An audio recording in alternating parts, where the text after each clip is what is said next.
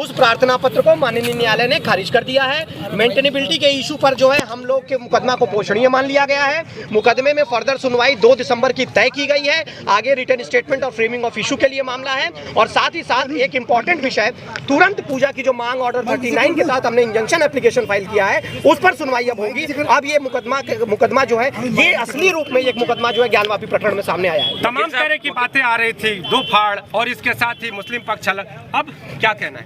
देखिए, ऐसा है कि हिंदू समाज एक है।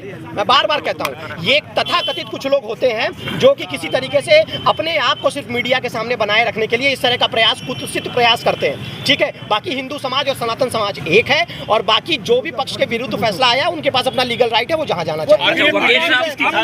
कौन सी पिटीशन थी जो खारिज की गई है? देखिए, प्रार्थना पत्र थी वो 35 वो डिफेंडेंट नंबर 4 अंजुमन इंतजामिया मुस्लिम पक्ष द्वारा दाखिल की गई थी कि यह मुकदमा पोषणीय नहीं है। तो यह मुकदमा पोषणीय नहीं है, उसी को खारिज किया गया। अच्छा, बिंदु क्या बताया खारिज करने के? बिंदु पॉइंट्स क्या थे खारिज करने के? किस बिंदु पर अब सुनवाई होगी? देखिए, बेसिकली अगली जो सुनवाई है माननीय न्यायालय ने तो रिटन स्टेटमेंट और इशू बनाने के लिए किया है, तो लेकिन उस पर सुनवाई अभी ऑर्डर 39 का एक हमारा एप्लीकेशन है, इंजंक्शन एप्लीकेशन बोलते हैं उसको, तुरंत फोटो की तुरंत जो है पूजा की सुनवाई के लिए उसको डेट कब मिली है? 2 दिसंबर को अगली डेट है। किन किन मामलों में सुनवाई होगी? ऑर्डर 39 इंटरिम इंजंक्शन का एप्लीकेशन है, उसमें तुरंत पूजा की अनुमति हमको प्रदान की जाए, इस बात पर सुनवाई अगली होनी है। रिटन स्टेटमेंट और इशू फ्रेम होगा। तो मुस्लिम पक्ष की जो अर्जी दी गई थी 7-11 के थ्रू, उसे माननीय अदालत ने खारिज कर दिया, और ये हिंदुओं की बहुत बड़ी जीत है। क्या हुआ? कोर्ट ने स्पष्ट कहा है कि ये मुकदमा चलेगा और आगे मेंटेनेबल है और आगे भविष्य में चलता रहेगा। आप लोगों ने मांग की थी जो शिवलिंग मिला है उसके दर्शन पूजन, और इस पर क्या आया? जो तो आपकी बात तो सुनी गई, पोषणीय है नहीं, अभी तो फैसला इसी पे आना था, अभी तो वो ट्रायल क्यों समझ में आएगा। संतोष जी, क्या आप इसे अपनी पहली जीत मानते हैं? निसंदेह तौर पे ये हिंदुओं के लिए बहुत बड़ी जीत है। अच्छा, मांग क्या रखा गया था आप लोग जो आज अदालत में एक्सेप्ट किया है? अदालत में हम लोगों ने मांग रखा था मुस्लिमों का प्रवेश वर्जित हो, पूरा परिसर हिंदुओं को सौंपा जाए, पूजा पाठ की अनुमति दी जाए। कब से सुनवाई कब से होगी? सुनवाई का डेट अभी थोड़ी देर बाद आपको पता चल जाएगा।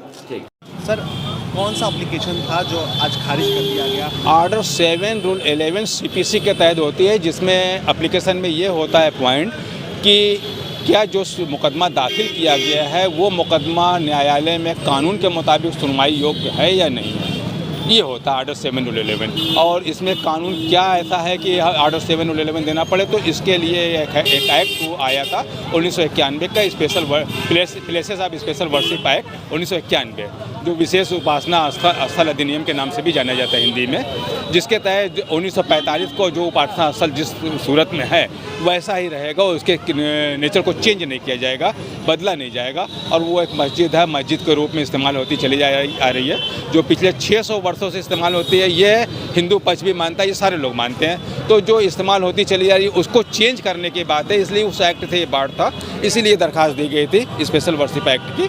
और उसके अलावा और बहुत से थे, और उसमें जो तथ्य उठाए गए थे वो कमीशन के दौरान, एक दूसरे मुकदमे की कमीशन के दौरान जो कुछ विवाद थे उसको लेकर के इस मुकदमे में उठाया गया।